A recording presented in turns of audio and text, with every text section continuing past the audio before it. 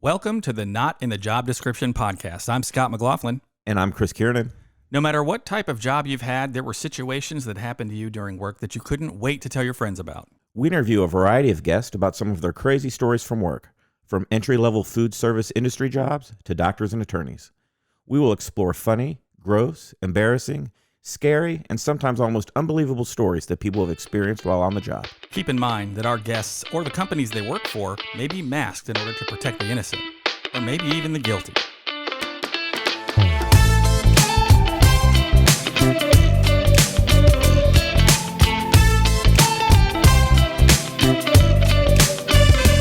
On today's show, we're talking with Brian, who is a home inspector. Hey, Brian. Hey there. How's it going, Brian? Going well. So thanks for joining us today. I myself have only purchased 2 homes in my life, and I'm sure that we had to have them inspected because most places are not going to give you a loan for it. And luckily, the houses I bought were not that old, and we really didn't have any issues. Did you ever have any issues on your houses, Chris? No, not really. I mean, my first house was pretty old, but the people that had owned it prior took pretty good care of it, so it wasn't so bad. So, and just to make sure I'm not even getting us off on the wrong track here, when you do home inspections, tell us a little bit more about what it is you do. So great question. And I think it's already evident that it is slightly different. So it's not necessarily inspections tied to new home purchases. They are tied to insurance. So the inspections I do are insurance loss control inspections. And so how that works is when a homeowner gets a new policy or renews their policy, they put an order in with us and we go out and we review the property. We do a loop around the outside and we're looking for building materials. And is there any trees hanging over the house? How big is the trunk that's leaning on the house? That type of deal.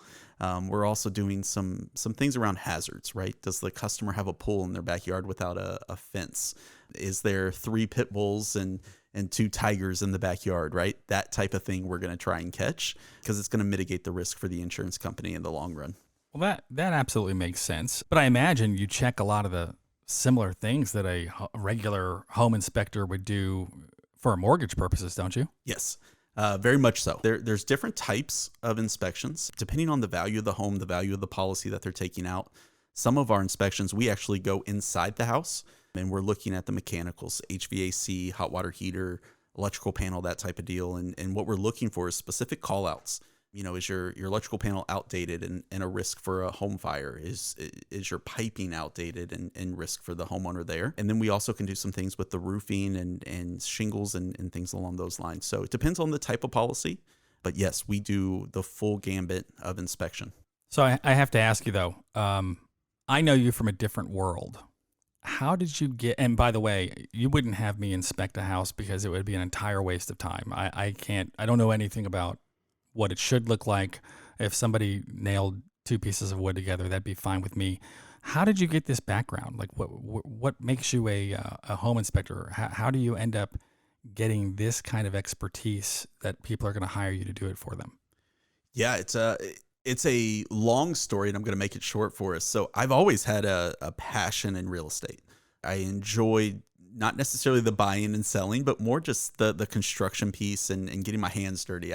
I've done a lot of work on rehabs and flipped my own house and things like that. And so right before the birth of my first child, my wife and I had a conversation and we said, hey, what's childcare costs look like and what's some of these other expenses that we need to take into account, and decided that, we could save some money by her staying at home, but we would also lose some in the long run. So we need to make up that income, and just did some basic research and found a couple opportunities that were very similar to this through trial and error, and then did some additional training with those companies to kind of get up to speed. And at this point, I've been doing this for almost 9 years now. Oh, wow. Yeah. So there's not very much from a house or an inspection standpoint that I haven't seen. And so that experience is what I lean on now. And I do have a couple employees, and so I can kind of give some of that experience to them as well and get them up and running. The majority of my inspections now are very specific. We're looking inside, mechanicals, roofing, that type of stuff. So it's a great opportunity and something that honestly I encourage to a lot of people.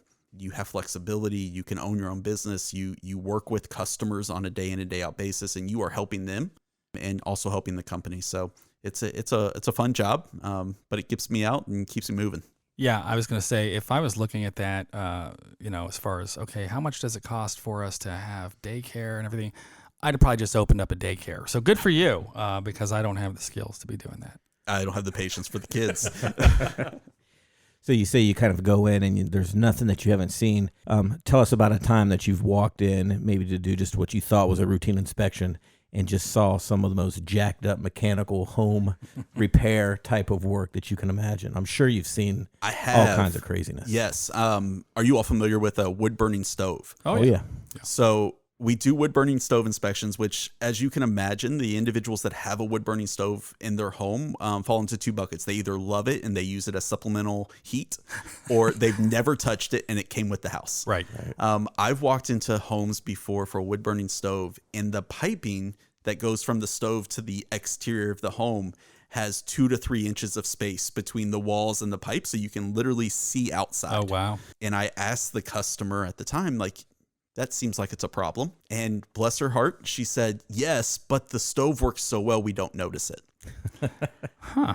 And Okay. so, it was a few follow-up questions. Did you install the stove yourself? Do you have it inspected? Come to find out that she had lived in the home, I think, since the 60s. And her husband installed it, but a few years back there was some issues, so they had to have work done, and they just never called anybody to fix Oh, wow. the space. So fortunate for her, we were there, we took pictures, we inspected it, measured it, all that kind of good stuff, and kind of walked her through, hey, you need to report this because there's some opportunity for risk or safety, right? Things can get in, animals, people, that type of stuff. So yes, we have seen some wild things walking into homes. Yeah, at least that's one that seems like it's relatively easy to fix, right? Yes. Very much so. And it should be a quick fix. I've seen, some others from an exterior standpoint where you look at a ranch and the front half of the house, the shingles are one color. You go to the back half and the shingles are a different color. And when you talk to the customer, they give you the full story about how they didn't want to pay for the full replacement. Right. Nice. So they just did the one and they couldn't match it. So they have a red and a green. And it's a very Christmassy house. Yeah. Now, is that a problem from an insurance perspective? Not at all. The replacement materials that they used were identical. The only difference is color.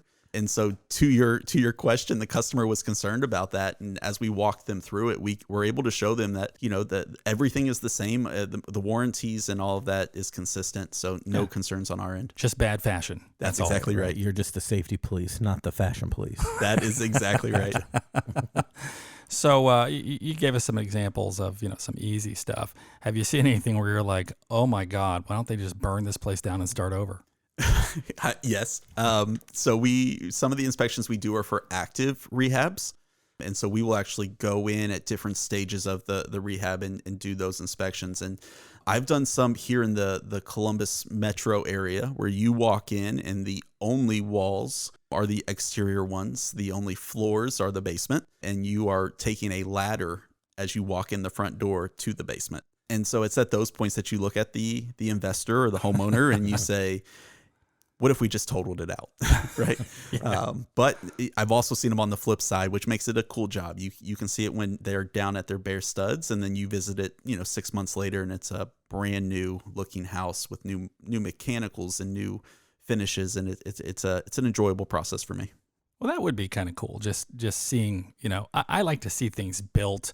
That would be awesome. But, the one thing I always think about anytime somebody's going out and about and they're visiting people, first off, is this something that the homeowner is always the person who is kind of the catalyst for having you come out? Or are there situations where the insurance company says, hey, we need you to go, and not necessarily driven by the homeowner? 100% driven by the insurance company, actually. Oh, wow. Okay. So this is a fun fact of the business. As I mentioned, there's different types of inspections. The most basic is an exterior, and we don't even announce that we're coming.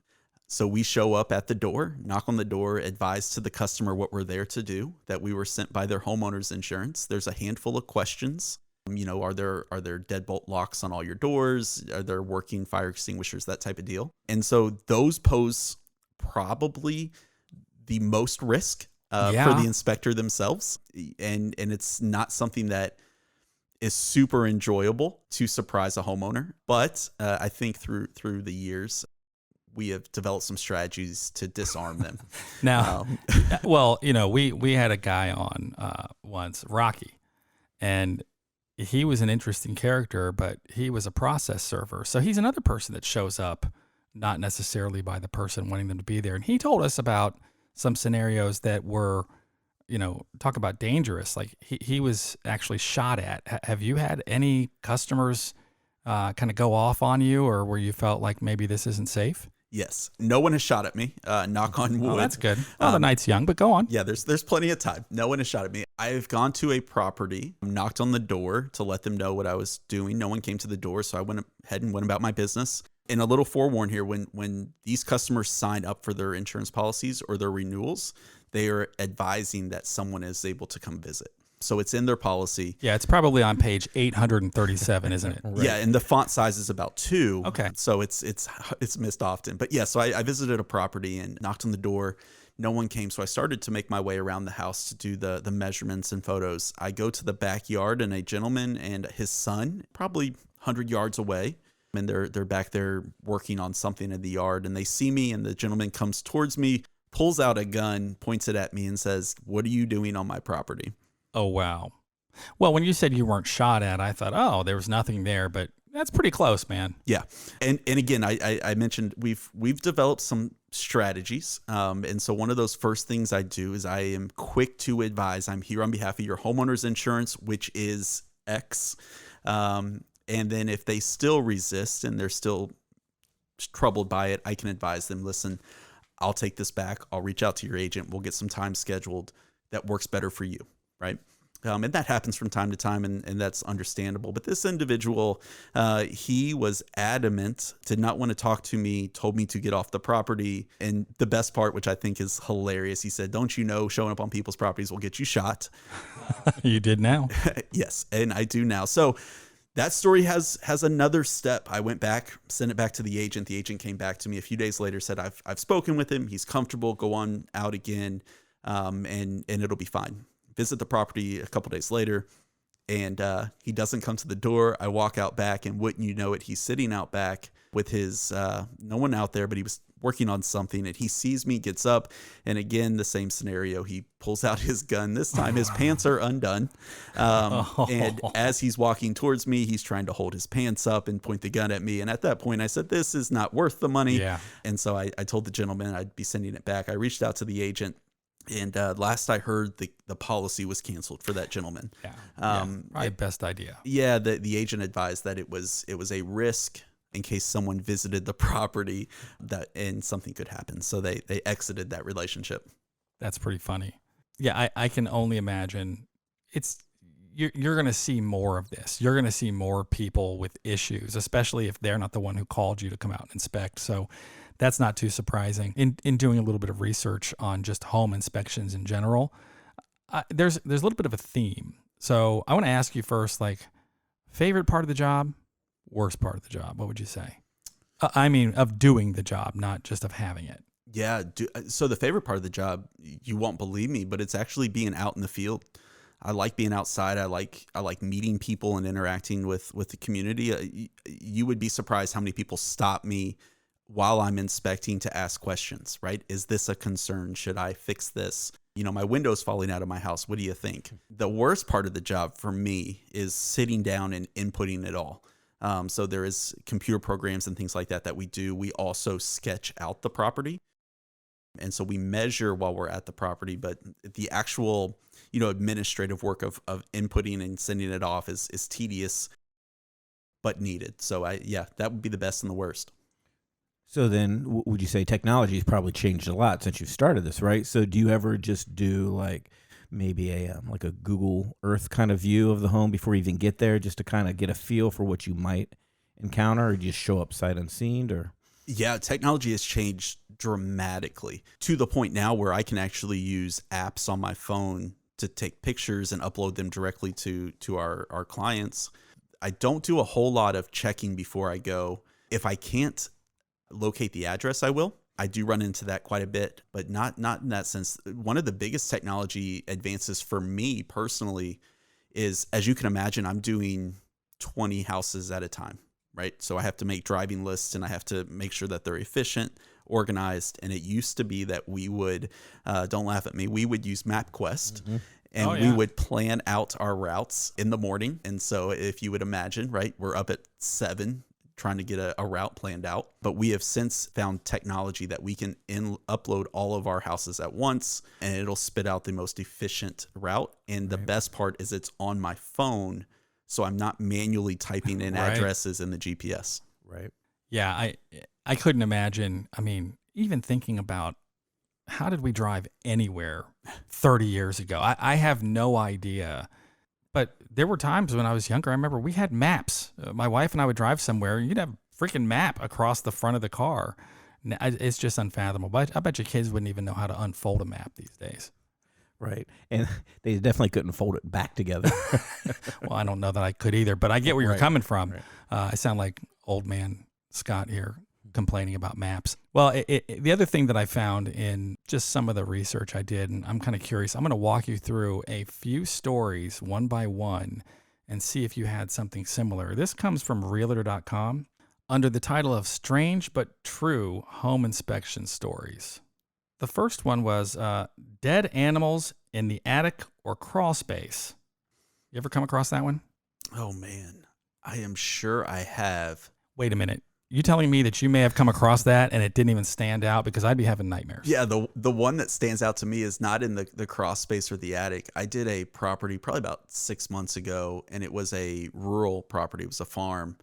And when I went out into the backyard, they had just processed some of their chickens. And so they actually had those laying out.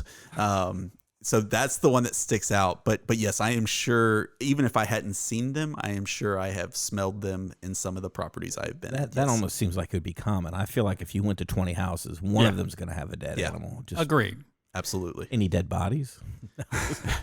Almost his own. Yeah, almost no dead bodies. I've seen some criminal activity, that's for sure, but no dead bodies. I've shared before with Scott. I have gone to a property in a not so great neighborhood, and you look around at all the properties and all the houses are boarded up, but there's tons of people walking around.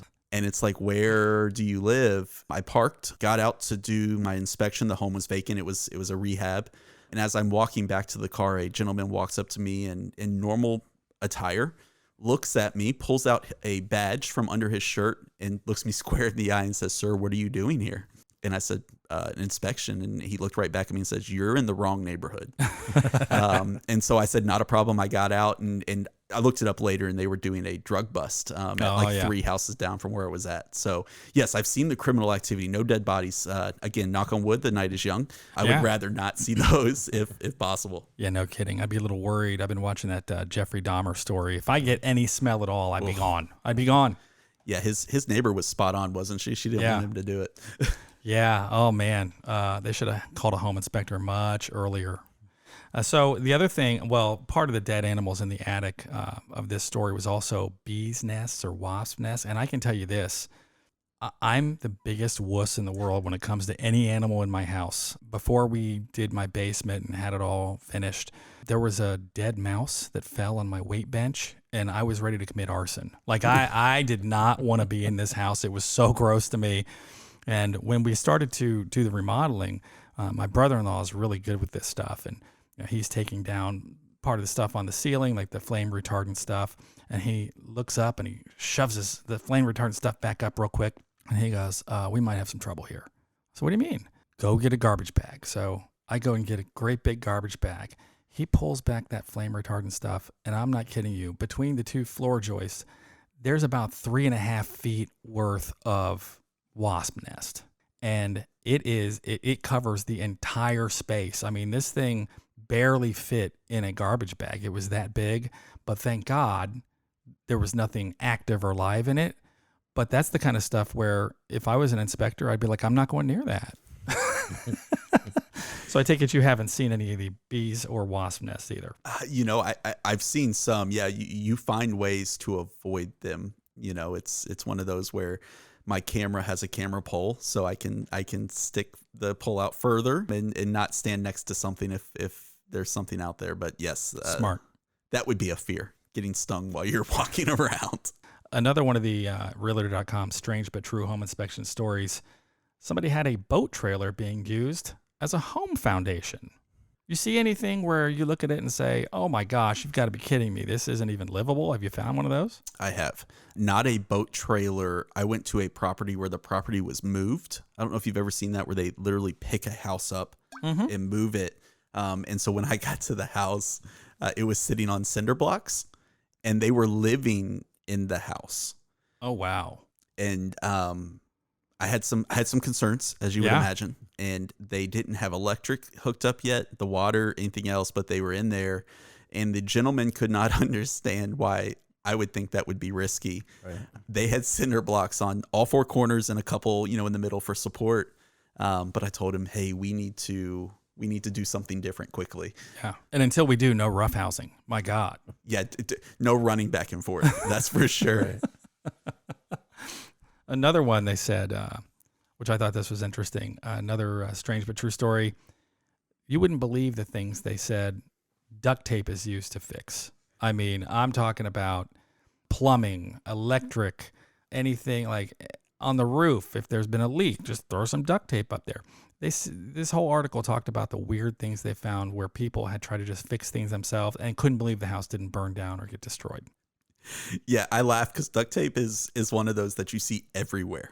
I don't know if it's just cultural, where if it's broke, the first default is let's duct tape it. Yeah, but it's true. I have seen hot water heaters that had a crack in them that they use duct tape to seal the crack. Is that a problem? Yes. I have seen, this is the great one that, again, doesn't have any structural difference. They were using duct tape to hold the transition strips down. So they would fold them over so they're sticky on both sides. So you wouldn't technically see it. When you would walk across the floors weren't level. So the transition strip would move. Those pesky screws or nails aren't in the way, though. I told the homeowner, I said, I admire your ingenuity. But the screws to hold that down are like 75 cents. So I'm not sure if they went back and did it. But yeah, we definitely see duct tape everywhere. I consider that a good thing, but maybe not for the insurance company. Another one they have here is just some electrical system issues. There was a picture of this on the website, and if you get a chance to look at it, I highly recommend it. There's this beautiful pool, and draped across the pool are multiple strands of Christmas lights. It's the fear of something, and I see those everywhere. I think there was a trend 10 years, 15 years ago where everybody says, hey, we're going to put Christmas lights out back. And I can't tell you how many times I've been to a property, and to your point, it's a pool, and for whatever reason, those lights have fallen off. They're still plugged in and they're laying in the pool. And it's like, we could just take those down. It's July and people don't, but they enjoy it. It's aesthetically appealing, I guess. But yeah, don't do that. Get the ones that are made and make sure that they are really harnessed well on the walls. I got to imagine there's been some other electrical things, right? Like, because that seems to be one of those things that people think, oh, I can just kind of rig it up myself. And then if a real licensed inspector or an electrician were to see it, they'd just be shaking their head like, what are you thinking? So do you see just like a lot of crazy stuff like that? Yes.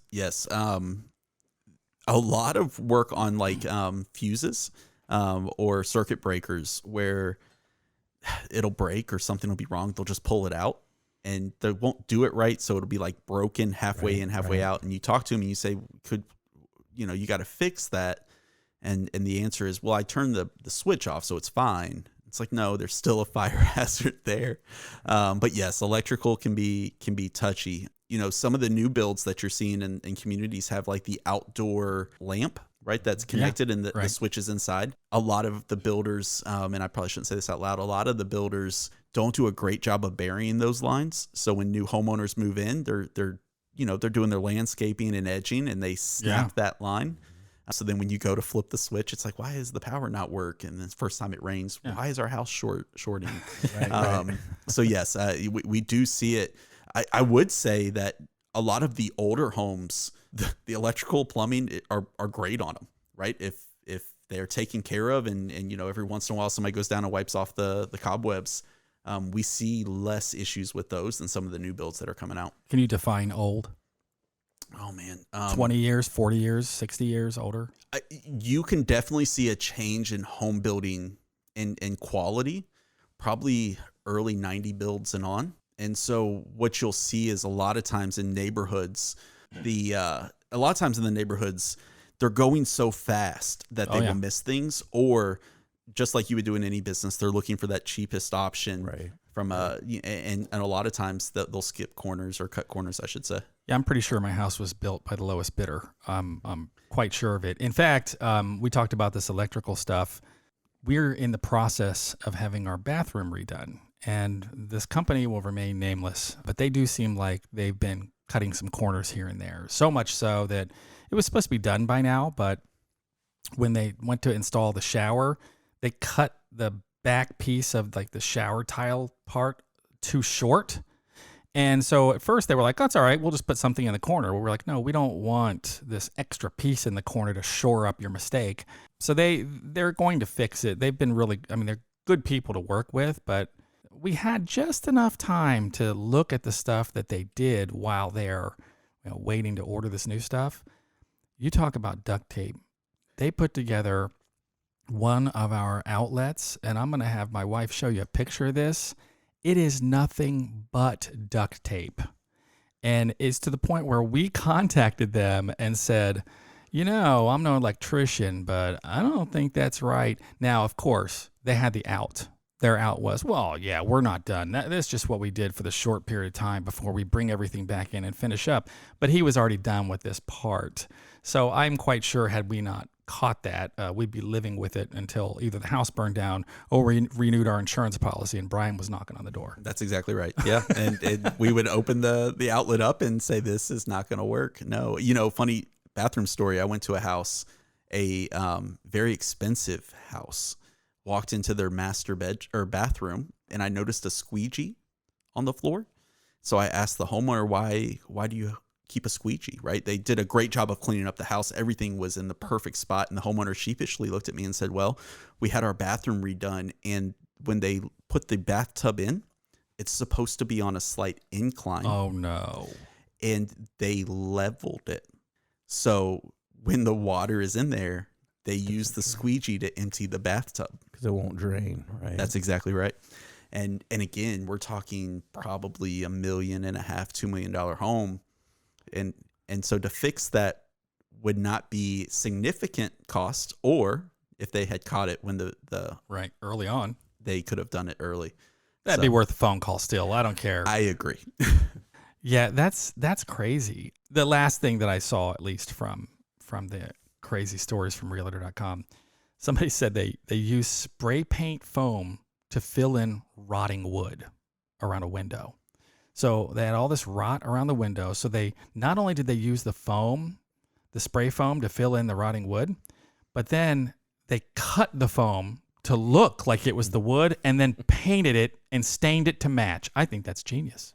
I agree. It is genius. And you give them credit for creativity. I would say I don't see a lot of the spray foam, but if we're, go back to duct tape, I think the second item people use is caulking. Yeah. I've seen caulking used and you just look at them, there's a 4-inch gap and they've caulked it. And it's like, that's a whole nother piece of wood. Like, what are we doing?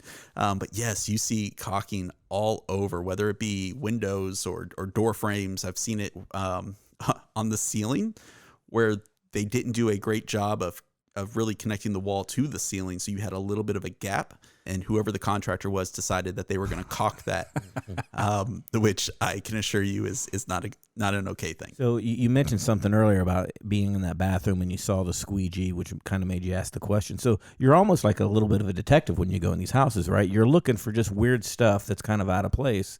And then that kind of jogs your your mind to say, hey, why do you have that? Yeah. That's actually a really great way to describe it. When you walk into a house, you can pick up pretty quickly how difficult the day is going to be. There are some houses that you walk into and the house is immaculate, right? They know you're coming. So when we go in, we have to set an appointment, but they know you're coming. They've cleaned, they got everything put away. Typically how that'll work is the first thing they say to me is, oh, please disregard how dirty my house is. Right. And it's like, there's nothing sitting out. And then there's those houses that you go into and it's like another normal day where the 12 kids ran through and the 5 dogs and everything else and everything sitting out, and they could care less, right? They'll tell you, just go do what you need to do. And they'll sit there and hang out. Typically the ones where the houses are beautiful, they want to walk with you and tell you about all the things that they've done. Right. The other ones want you to discover it. And so I have it both ways. I would share with you the ones I like the best are the ones that they let me go and do it on my own. Otherwise, we'll spend 3 hours discussing how this tile was picked over that tile. Yeah, how you like the caulk on that ceiling. Yeah, that's exactly it. You know, I did a house out in Buckeye Lake, and it was a beautiful home. It was on the water, and the gentleman walked with me through the entire house and would tell me fun facts in each room about how the contractor had to really work hard to get the materials in because the hallway's narrow. So does that sometimes, though, when they want to walk with you, do you feel like, okay, what are they hiding here? What are they not wanting me to find? Not usual. I can usually pick up on if there's something they're not wanting you to see. You know, I see a lot of that in basements. We will walk around and, you know, the sump pump or the water heater and there's some stains on the floor. And so what you'll see is they will quickly move you past that. And nothing to see here. Yeah. And again, it's an easy question, right? Like, hey, have you had any water damage, replaced anything? And usually it's nothing big. But if we're pretty quick and defensive, it makes me pause, go take another look. Any strange rooms with padlocks on that you're curious about? So I've prior to today, I actually told Scott this one. I went to a well-known local person. Yes. And we'll just say that getting into the house was difficult enough. But when I was there, his house was beautiful, walked around, everything looked great. I got into the basement and there was a door that looked like an old pirate door. Right. And so I'm like, oh, that's cool. Like they have a little motif, and I opened the door to see what it was. And you go into a hallway that is done entirely like, you know, think of Pirates of the Caribbean, like the cobblestone floors, the walls are all. So you're in Hogwarts all of a sudden? Yes. And so up one flight of stairs, he had a beautiful cigar room with a wine cellar. And then there was another room that he had set up with a bed and a few other things that we won't go into too many details. But as I'm going to leave, I was exiting the property, and the only thing he asked me about was, hey, what'd you think of that basement? Oh, wow. And I told him, I said, oh yeah, it was really cool. And he goes, did you go through the whole thing? Did you see everything? And it was like, this is really awkward. I'm going to leave. So yes, I've seen some interesting rooms. You see some interesting things sitting out on people's I was dressers. Going to ask that. Did you run across items where, and it's weirder for me to think that you would get this. I understand when I've talked to people who are police officers and they're walking into a room kind of unannounced or at the very least unexpected. And they're like, oh, okay, good to know that person enjoys that thing. But do you run across items like personal items that are left out? Yes. Wow. All right. I'm not going to let that go. You got to tell us what you see. So here's. And do you acknowledge it, or do you just look? No. You just look away like nothing ever happened. You just keep moving, okay. Bobbing and weaving. So here's what will happen. And I'm married. I think everyone here is married, and so I can relate to this. I will call one of the customers, whoever's on the policy, and we'll set up the inspection. And it never fails. They don't advise their spouse. So I've done a couple properties where I've spoken with the husband. I get there. The husband meets me at the door. We start moving around. And I've walked into the master bedroom, and his spouse is asleep in the bed. And Awkward. there's been one or two where she was very comfortable in bed. Oh, wow. And I've had one wake up and startled. Yeah. Right. And then I'm looking at the husband saying, you got to make this right. Because but yes, we definitely see. And then there are times that, there's other things that'll be left out, but yes, don't acknowledge. Just look away, keep moving. Keep moving. Yes. So the other thing that I was going to ask about, have you ever run across something that was completely out of place, completely unexpected?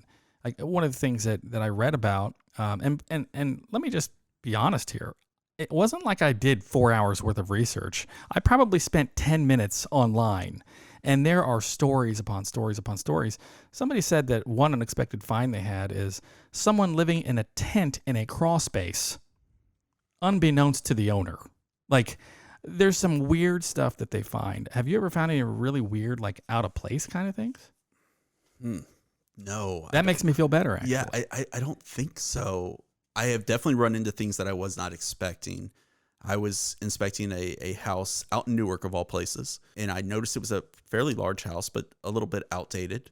As I'm walking through the house, I go through a door, and there is a full-size basketball court inside the house. Nice. And it was, one of those old Hoosiers basketball courts, the wood and paint and everything, and it was great, but you could tell it hadn't been used in a while. I spoke to the homeowner, and she told me that her and her husband had 5 children, and they were very energetic children. And so to keep them busy one summer, he was a contractor, he built them a basketball court inside the house. That's awesome. Now, I know my wife worked with a guy, I think he lived in New Albany, and he ended up creating an ice rink in his basement because his kids played hockey. And when she would tell me this back when she worked with this guy, I remember thinking, wow, I'm a horrible father because I am not putting an ice rink in the basement. Well, it turns out both of his kids are in the NHL. So I think it panned out. It worked out well for him. Yeah, very much. Well, I will say that I'm hoping this spurs some memories. There were just a couple of other items that they talked about, some deal-breaking disasters on the mortgage side where people were like, I'm not buying this house. One of them was a pile of leaves in an attic. I don't know how the hell that happens, but somebody was inspecting it and they found a giant pile of leaves in an attic. That would freak me out a little bit. Yeah, right. Scissors embedded in the electric panel. Yeah, I'm not sure how that would happen. I've seen a bathtub thrown through a wall. Thrown. Well, I'm assuming it was thrown, but it was a rehab. Somebody had purchased it, and whoever had lived there before was upset that they were moving out and had pulled the bathtub out, unhooked it, pulled it out, disconnected it from the plumbing, and had thrown it through the bathroom wall. Oh, wow. That would certainly be something to see. Another one that they said was a downspout that was aimed at an electrical outlet. That's outstanding. Bad design. Yeah. And then this was the one I thought was pretty interesting because they didn't have a long story with it, but they said they were in a house that was about 10 years old and a new person wanted to buy it. So they were going in there and they were inspecting the home. And when they went up to the attic, they found a bunch of unopened bags full of insulation in the attic. They never put the insulation out 10 years ago. I just thought that was wonderful. I bet you those people were like, man, this house sucks. Right. They're It's so drafty. They're just cussing the home builder. Yeah. Yeah. So I thought that was kind of interesting too. But yeah, I think just having that type of job where you're going out and you're meeting a lot of people, that's got to be pretty rewarding. I enjoy it. I really do.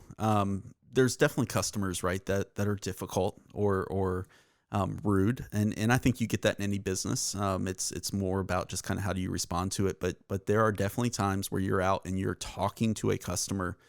They clearly have questions. They clearly need some guidance or advice, and they're comfortable enough to ask you. So I think that is rewarding. It's something that I enjoy, and I enjoy talking to them and kind of hearing their life story. Everyone wants to tell you their life story when you're there at their house. That's for sure. Great. Well, thank you very much for taking the time to talk to us today. What have we learned today? Yeah, I learned that you can fix anything with duct tape if you just really put your mind to it. See, I already knew that, but yeah, Right. That's a good thing to learn. I learned that before you renew your insurance policy, put all the adult stuff away because someone like Brian's going to be walking through your place. I think it's fair to do that going forward. All right. Well, hey, thanks a lot, Brian. We appreciate you stopping by and talking to us. And this is Scott McLaughlin I'm Chris Kiernan. saying, we'll see you at work. Thank you for listening to the Not in the Job Description podcast. If you have a story you'd like to share, or if you'd like to be a guest on our podcast, please let us know by sending us an email with a brief description of your story to stories@notinthejob.com.